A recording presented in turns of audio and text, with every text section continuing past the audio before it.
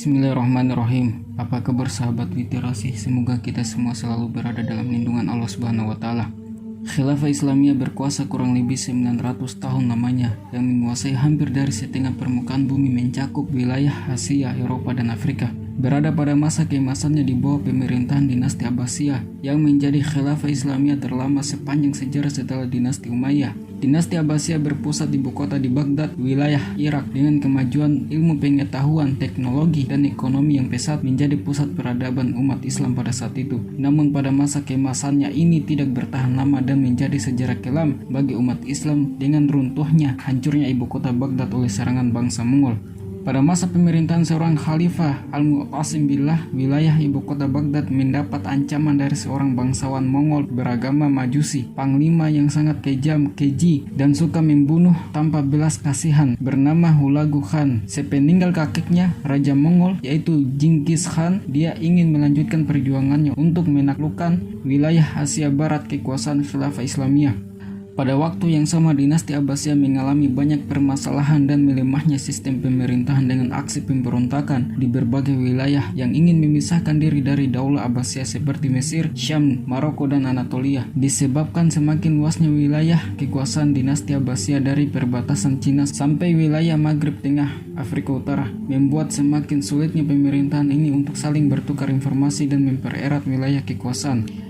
Kerajaan Mamluk di Turki mengutus seseorang untuk menyusup ke dalam khilafah Abbasiyah agar mengetahui penyebab lemahnya sistem pemerintahan ini. Diketahui seorang khalifah Al-Mu'tasim Billah tidak bersungguh-sungguh mengurusi pemerintahan dan lebih memperturutkan hawa nafsunya serta memperkaya diri dan tidak memperdulikan rakyatnya. Sebelum penaklukan ke wilayah Baghdad, Hulagu Khan mengirim surat kepada sang khalifah Al-Mu'tasim Billah untuk menjalin kerjasama berperang melawan sekte Ismailiyah atau disebut juga sekte Asasin, serta meruntuhkan markas besar benteng Alamut karena mereka banyak menimbulkan huru-hara baik terhadap eksistensi dinasti Abbasiyah maupun wilayah kekuasaan Mongol, dan mengajak untuk bergabung menjadi bagian koloni Khan, tunduk dan patuh di bawah kekuasaan bangsa Mongol. Akan tetapi surat perintah tersebut hanya sampai ke tangan asisten kerajaan bernama Ibnu Al-Aqlami Rafidi yang tidak senang dengan kekhalifan Al-Mu'tasim Billah. Dia lantas membalas surat dari Hulagu Khan dengan bahasa yang kurang baik dan menolak kerjasama. Pengkhianatan yang dilakukan oleh Aqlami Rafidi berbuah manis dengan penyerangan pasukan Mongol ke Baghdad pada tahun 651 Hijriah 1258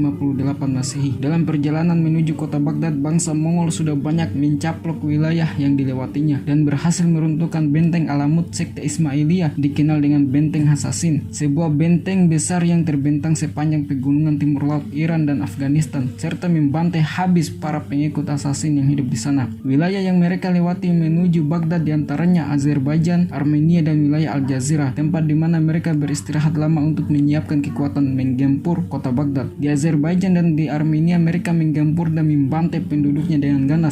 Kemudian bergerak ke selatan memasuki Al-Jazirah dan melakukan penyerangan terhadap penduduk di sana. Setelah berhasil ditundukkan, wilayah tersebut dijadikan tempat untuk beristirahat dan mengatur strategi perang. Selain persiapan dalam bentuk materi, Hulagu Khan dan tentaranya juga mengatur siasat politik yang apik. Hulagu Khan berhasil merekrut mata-mata dari dalam kerajaan dinasti Abbasiyah yang mulai muak dengan kebijakan-kebijakan Khalifah Al-Mu'tasim Billah. Mereka diantaranya Ibnu Al-Aqlami Rafidi yang merupakan asisten kerajaan dan Badruddin Lu'lu, seorang gubernur wilayah Mosul. Hulagu Khan telah mengeluarkan ultimatum agar Baghdad menyerah, namun tetap tidak ada jawaban dari khalifah sampai mereka berhasil menghancurkan salah satu menara benteng kota Baghdad. Kemudian Khalifah Al-Mu'tasim Billah menolak untuk menyerah dan membalas ultimatum Hulagu Khan dengan mengatakan, kalian akan mendapat murka Allah Subhanahu wa taala bila tetap menyerang khilafah Abbasiyah. Adapun jika khalifah Abbasiyah terbunuh, maka kesatuan alam akan terganggu, matahari akan bersembunyi, hujan akan berhenti turun, serta tumbuh-tumbuhan tidak akan tumbuh lagi. Namun Hulagu Khan saat itu sedikit pun tidak menanggapinya. Pada bulan Januari 1258 Masehi, kota Baghdad sudah berhasil diblokade oleh pasukan Mongol dan mulai melakukan penyerangan bertahap yang mematikan. Kota Baghdad mulai dikepung oleh pasukan yang dipimpin oleh Jenderal Cina Guo Huan dan berhasil menguasai benteng-benteng penting di sekitar Baghdad. Sang khalifah saat itu mulai panik dan melakukan negosiasi kembali kepada Hulagu Khan. Namun hal itu tidak ditanggapi. Malah penyerbuan terhadap kota Baghdad semakin menjadi-jadi. Kedatangan pasukan Mongol dari sisi sebelah timur yang dipimpin oleh Hulagu Khan dan Kitbuga dari sebelah timur laut membuat kondisi khalifah semakin terdesak. Pasukan Islam yang semula berjumlah 120.000 orang kini tinggal 10.000 orang saja yang menghadapi pasukan Mongol disebabkan gagalnya sang khalifah menyimpan pembendarahan negara sampai diketahui para panglima pasukan Abbasiyah mengemis di jalanan kota Baghdad. Seorang panglima perang bernama Aibak rahimahullah memimpin para mujahidin hingga pasukannya kalah dan semua pasukan Aibak pun ikut terbunuh. Sang Khalifah Al-Mutasim Billah mulai mengumpulkan pembesar-pembesar istana untuk membicarakan perihal serbuan yang genting ini. Semua pembesar hadir termasuk Al-Aqlami yang merupakan pengkhianat kerajaan. Dalam keadaan bingung dan panik, Khalifah Al-Mutasim Billah menyepakati taktik negosiasi dengan Hulagu Khan yang disarankan oleh Al-Aqlami. Pada saat yang sama, sang Khalifah dengan tidak sadar tertipu oleh asistennya sendiri. Ibnu Al-Aqlami keluar istana untuk menemui Hulagu Khan demi memperoleh kesepakatan damai. Bahkan pada saat genting tersebut, Hulagu Khan menjanjikan jabatan pada Al-Aqlami. Ibnu Al-Aqlami mengaku bahwa ia telah bertemu dan berdamai dengan Hulagu Khan dan menjamin keamanan posisi khalifah asalkan tetap mengikuti ketetapan Hulagu Khan. Beberapa poin yang mengesankan kemenangan bagi dinasti Abbasiyah diantaranya yaitu: pertama, menghentikan peperangan antara kedua kerajaan dan diganti dengan hubungan bilateral yang saling menguntungkan. Yang kedua, menikahkan anak laki-laki sang khalifah yaitu Abu Bakar bin Al-Mu'tasim dengan putri Hulagu Khan. Yang ketiga, menyerahkan persenjataan. Keempat, kota Baghdad dijamin keamanannya. Kelima, kota Baghdad menjadi bagian dari koloni kerajaan Mongol. Hulagu Khan meyakinkan bahwa persyaratan tersebut akan menjamin keadilan dan keamanan wilayah Abbasiyah. Setelah perjanjian itu, penyerangan akan berhenti dan Hulagu Khan akan meninggalkan Irak kembali ke wilayahnya, serta membiarkan masyarakat Abbasiyah mengatur hukum perundang-undangan sendiri dan mengatur negara sesuai kebijakannya mereka sebelumnya. Meskipun sang khalifah menyaksikan perjanjian tersebut, namun setelah mendapat nasihat dari Al-Aqlami, sang khalifah ingin menemui Hulagu Khan.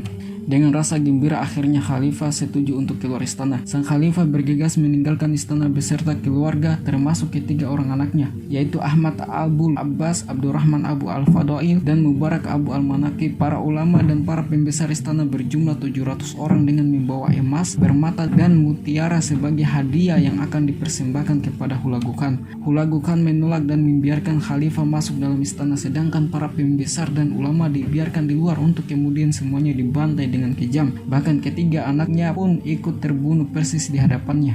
Didesak pasukan Mongol, Khalifah Al-Mutasim Billah tidak ada pilihan selain menerima kekalahan tanpa pertimbangan dengan terbunuhnya para menteri dan asisten serta ahli ulama juga para fuqaha. Dalam keadaan bingung, Khalifah mendatangani kesepakatan penyerahan wilayah yang menandakan kota Baghdad resmi untuk menyerah. Hingga pada bulan Februari 1258 Masehi, sebanyak 200.000 pasukan tentara Mongol memasuki Baghdad dari segala penjuru dan pintu masuk kota. Hari itu menjadi awal beragam tragedi berdarah yang berlangsung selama 40 hari lamanya. Sejak bulan Februari sampai dengan Maret 1258 Masehi, beragam pembantaian massal dan penjarahan terjadi di seluruh kota Baghdad. Hal itu didukung oleh kebijakan Hulagu Khan yang mengizinkan pasukannya untuk melakukan apa saja atas kota Baghdad. Pasukan Mongol membunuh, memperkosa, serta membakar apa saja yang ada di depan mereka, termasuk rumah warga, sekolah, perpustakaan, bahkan masjid. Atap-atap mengucurkan darah manusia. Sekolah beserta perpustakaan dan buku-bukunya yang berhasil dibuang di Sungai Tigris sampai Sungai Tigris berubah warnanya menjadi hitam pekat disebabkan oleh tinta dari ribuan buku dan darah masyarakat Baghdad yang terbunuh dan ditenggelamkan di Sungai Tigris. Sementara itu, sang Khalifah Al-Mutasim Billah yang tak berdaya ditangkap dan diarak keliling kota Baghdad untuk menyaksikan ratusan ribu bahkan jutaan rakyatnya terbunuh sebelum dirinya ikut terbunuh. Lebih tragis, tidak memandang anak-anak atau wanita maupun orang tua sekalipun, mereka dibantai dengan kejam. Bahkan wanita hamil pun ditusuk oleh pedang-pedang tajam. Ia sengaja diseret oleh Hulagu Khan untuk melihat rakyatnya disembelih dengan kejam dan menjadi mayat-mayat yang ditimbun membentuk bukit-bukit kecil. Kota Baghdad dipenuhi mayat-mayat yang semakin membusuk dan menimbulkan dampak penyebaran penyakit saluran pernapasan. Hingga total korban jiwa dalam tragedi ini yang berhasil dicatat oleh para sejarawan mencapai 2 juta orang. Hal ini dikarenakan begitu banyaknya penduduk kota Baghdad yang meninggal pada saat itu. Kemudian sang Khalifah Al-Mu'tasim bila dibunuh dengan cara dibungkus permadani untuk kemudian diinjak-injak dengan kuda hingga Khalifah mendekati ajalnya. Karena apabila Hulagu Khan sendiri yang membunuh sang Khalifah akan terjadi petaka yang menimpa bangsa Mongol dalam kepercayaannya. Kematian sang Khalifah diikuti oleh sanak saudaranya. Semua sanak keluarganya berhasil dibantai dengan kejam dan hanya menyisakan seorang anak yang masih kecil dari keturunan Khalifah. Kemudian anak itu dibawa ke kerajaan Mongol untuk diadopsi lalu dipekerjakan sebagai budak. Hal ini dilakukan Hulagu Khan untuk mempertahankan simbolisasi keturunan Islam yang berada di bawah naungannya melalui pembantaian keluarga Khalifah sendiri. Kematian sang Khalifah disusul oleh kematian Al-Aqlami sendiri setelah ia berkhianat terhadap Khalifah dan tergiur dengan janji palsu Hulagu Khan untuk mendapatkan jabatan yang dijanjikan. Pada awalnya Hulagu Khan bersikap ramah terhadap Al-Aqlami, akan tetapi sikapnya berubah karena ia berpikir bahwa seorang pengkhianat harus ikut dihabisi sebelum menjamur dalam kekaisarannya.